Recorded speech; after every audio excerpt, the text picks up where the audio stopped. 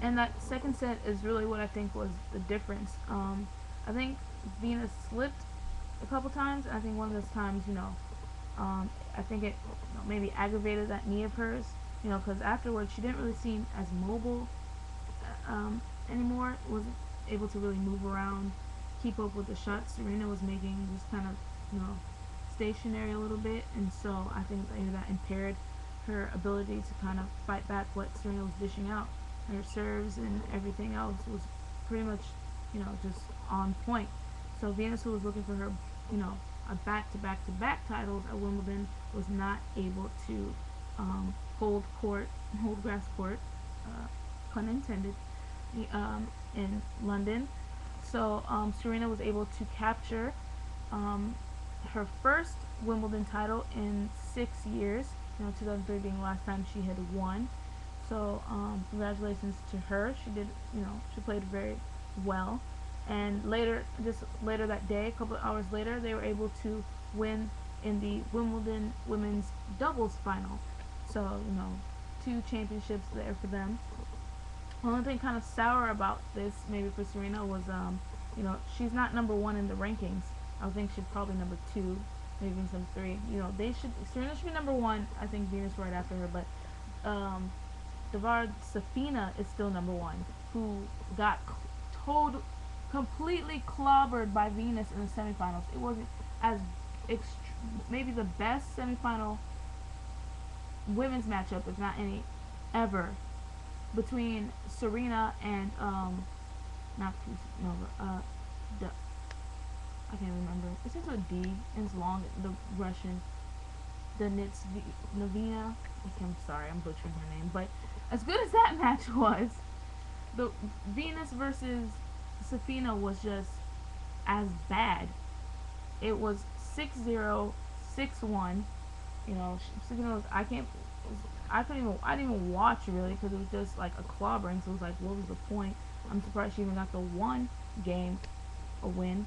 So, and then she's still number one. Serena's won the last, 3 of the Grand Slams in the past year. She won, I think, Australia. She won, of course, Wimbledon. Was it Australia and was it the French or U.S.? I'm sorry, I can't remember right now. I told you I took no notes. I didn't research or anything. But she's won 3 Grand Slams last year, and she's not number one. I don't know what's going on there. Hopefully this is corrected soon, but I don't know. The ATP, maybe, probably not. But the men's finals of Wimbledon on Sunday, that's what I really came on here to talk about. Because I was so excited. I got to actually watch it live. I got up early. Church was that day. I got up early. I was kind of sleepy when it first started. But I was pulling for Andy Roddick, and he's been playing so well in this tournament. Had in the last 2 matches he had in the semis and the quarters, really hard fought matches against Leighton Hewitt and Andy Murray.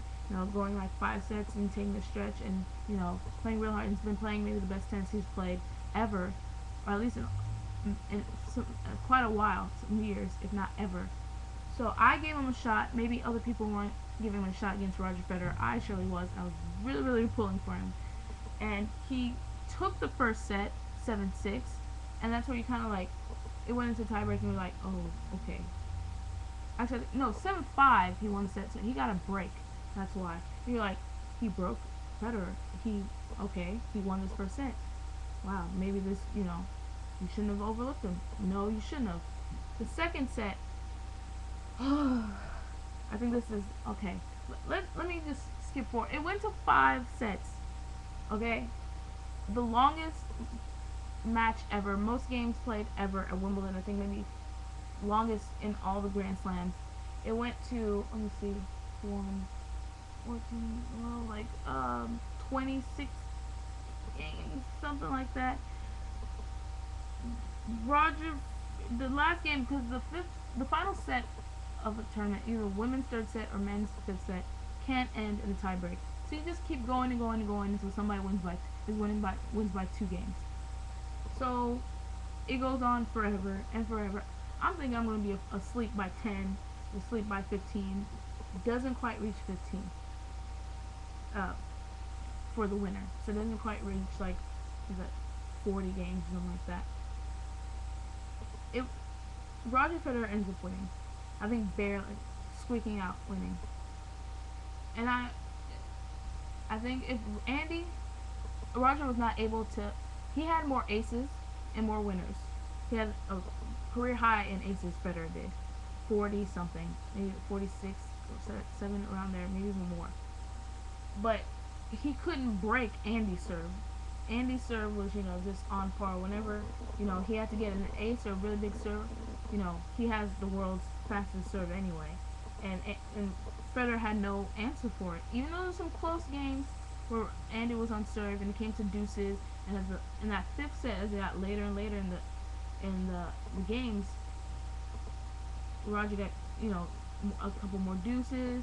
He got to deuce twice on Andy's serve. And that final game, he was able to break Andy and win his record 15th Grand Slam, breaking Pete Sampras' record, of course, who was on hand, his wife, along with other greats, Bjorn, other people.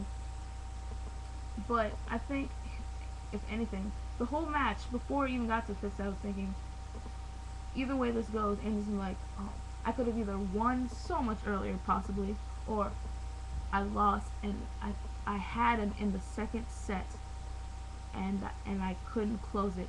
Second set went to a tiebreak. 6-all, it went to tiebreak. And, he's up, I think up maybe by 4 points in that tiebreak. And I don't know what happened, because they took off the little scoreboard on TV, so I was confused. I looked down, I looked back up, I was doing something, getting ready for church. I don't know what happens. And all of a sudden, and Rogers just wins, I guess, 4 consecutive points to come back and win that tiebreak. So Andy had him. He was so close in that second set, and he let him slip by. And that, I think, was the most major, I think it was not a turning point, but if you were going to pick one moment or one thing, I think that was maybe the one thing that really caused Andy to lose the final. Another time, I think, it was later in the game, maybe 4th or 5th set sometime, and Andy finally had Roger at a break. He had a few breaks. Of course, that first set, second set, 4th set, he dominated. He won 6-3 with early breaks on Federer. But later on, I guess it was at 5th set, he hadn't been broken in a while. Able to break. He was at 40-15 break point. It's like 2 opportunities to break. And I think he got aced twice in a row. Or twice, 3, 4 times in a row. And Roger was able to hold serve. I think that was another just major point. If he was able to break that, I think that would have put him in position, obviously, to win. So it was just really emotional, and finally, he was broken. And I just literally, when it happened, I happened to be standing up. I was in front of the mirror, brushing my hair, getting tangles out, and I just collapsed on the ground as soon as he lost. I was just so heartbroken. It still hurts to say. I can't look at tennis, don't want to hear about tennis. I'm looking at clips since then, because it just hurts so much. But I know Roger got the record, and he has his Nike 15 jacket already made, and everyone was there to celebrate. I think the real story was Andy Roddick, and he played magnificent, and hopefully this just spells greater things. Not like the U.S. Open he won a few years ago, where potential is up there, and he just hasn't lived up to it. I hope this opens up a whole new gate, and he can win a Wimbledon. Roger Federer's just being selfish. He had 5 already. Let Andy have 1. You know what I'm saying? But Andy, I guess, he slipped a couple times. He said no, injury wasn't anything, but because of a hip flexor, he's not able to compete at the Davis Cup quarterfinals, so he'll be out on that.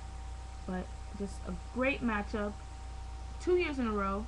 Last year Rafi able to defeat Federer at Wimbledon, and this year with Andy and Federer. So men's tennis is doing really good. Keep it up, guys.